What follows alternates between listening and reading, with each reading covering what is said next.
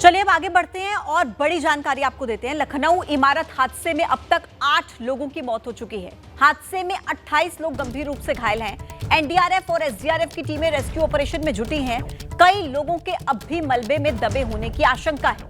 लखनऊ के ट्रांसपोर्ट नगर में बिल्डिंग गिरने से हादसा हुआ, जिसमें मृतकों की संख्या बढ़ गई है। मरने वालों की संख्या 8 तक पहुंच चुकी है और 28 लोग बताया जा रहा है कि गंभीर रूप से घायल हैं। एनडीआरएफ, एसडीआरएफ की टीमें रेस्क्यू ऑपरेशन में जुटी हुई हैं और ऐसा कहा जा रहा है कि अभी भी कई लोग मलबे में दबे हो सकते हैं। ये तस्वीरें आप देख रहे हैं कि किस तरीके से लखनऊ के ट्रांसपोर्ट नगर में जहां पर बिल्डिंग गिरी वहां पर रेस्क्यू ऑपरेशन चलाया जा रहा है और देखिए किस तरीके से लोग सहमे हुए हैं, डरे हुए हैं। अभी भी कहा जा रहा है कि कई लोग हो सकता है मलबे में दबे हों और इसी वजह से एनडीआरएफ, एसडीआरएफ की टीमें रेस्क्यू ऑपरेशन में जुटी हुई हैं। एक एक जिंदगी को बचा लिया जाए, कोशिश यही है, लेकिन बावजूद इसके 8 लोग अभी तक अपनी जान गंवा चुके हैं। 28 लोग बताया जा रहा है कि गंभीर रूप से घायल हैं, जिनका इलाज चल रहा है। ये तस्वीरें आप देख सकते हैं लखनऊ में हुए हादसे की, जहां पर एक इमारत गिरी और जैसे ही यह हादसा सामने आया तब से लेकर लगातार टीमें राहत बचाव कार्य में जुटी हुई हैं, कोशिश की जा रही है।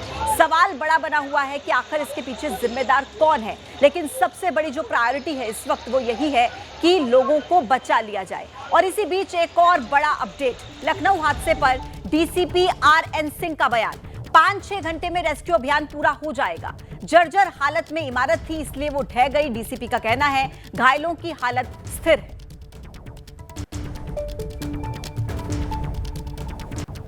जो हमारा रेस्क्यू ऑपरेशन चल रहा है, इसमें 8 लोगों के जो है कोलैप्स होने की स्थिति आई हुई है, जिनकी हम लोग जो है इसका आगे मेडिकल कॉलेज वगैरह भेज करके इनके डेड बॉडी के संदर्भ में जो आवश्यक अन्य कार्रवाइयाँ हैं वो विधिक स्तर पर की जा रही हैं।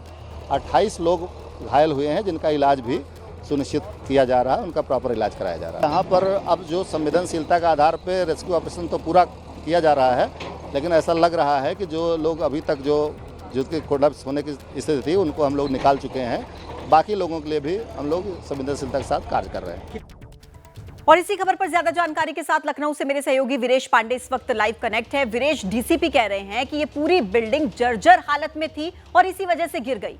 कौन जिम्मेदार है इन 8 लोगों की मौत का और फिलहाल मौके पर क्या चल रहा है? रेस्क्यू ऑपरेशन कितनी देर में पूरा हो जाएगा, क्या जानकारी वीरेश?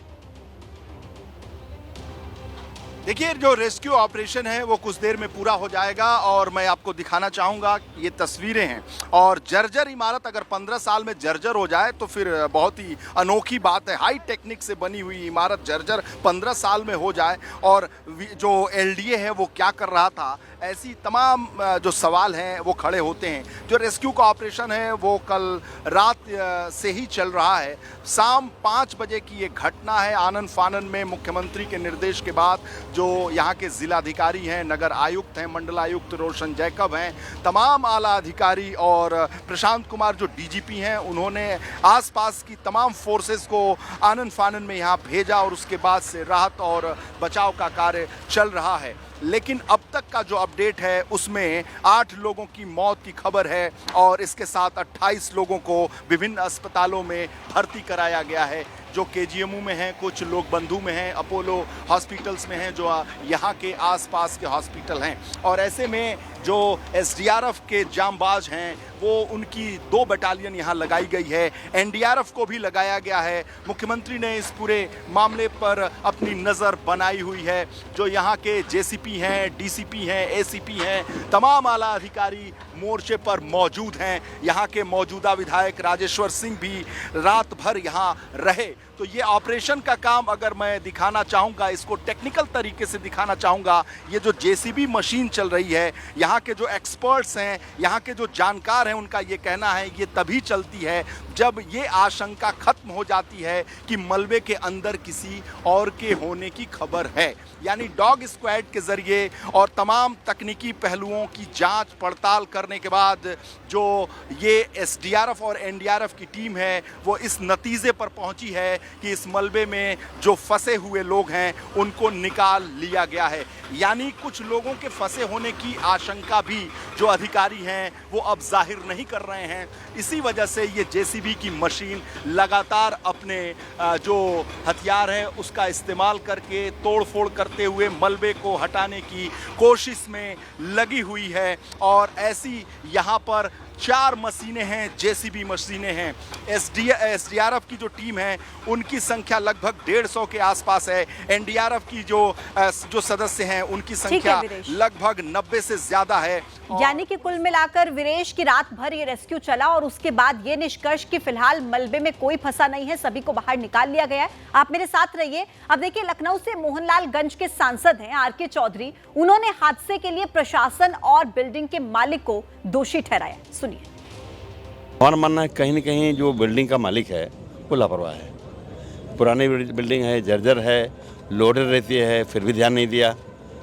प्रशासन भी जिम्मेदार है, बिल्डिंग का मालिक भी जिम्मेदार है। अधिकतर लोग मरते हैं जो लेबर होते हैं, जो बड़े लोग हैं उनको मज़ा आता है, कुछ मुआवजा दे देंगे, काम खत्म हो जाएगा। तो सीरियसली इसको लेना चाहिए प्रशासन को। आपको क्या लगता है कि इस तरीके, क्योंकि वेयर हाउस था ये और आप खुद कह रहे हैं कि लोडेड रहता था, तो क्या इस तरीके की बहुत सी बिल्डिंग्स हो सकती हैं, उसको लेकर के क्या कोई पक्का मुझे लगता है कि लखनऊ में तो ऐसे कम से कम 5 बिल्डिंगें होंगी जो जर्जर हालत में हैं, कभी भी गिर सकती हैं। आज नहीं गिरेंगी, कल गिरेंगी, कल नहीं गिरेंगी, परसों गिरेंगी। प्रशासन को देखना चाहिए।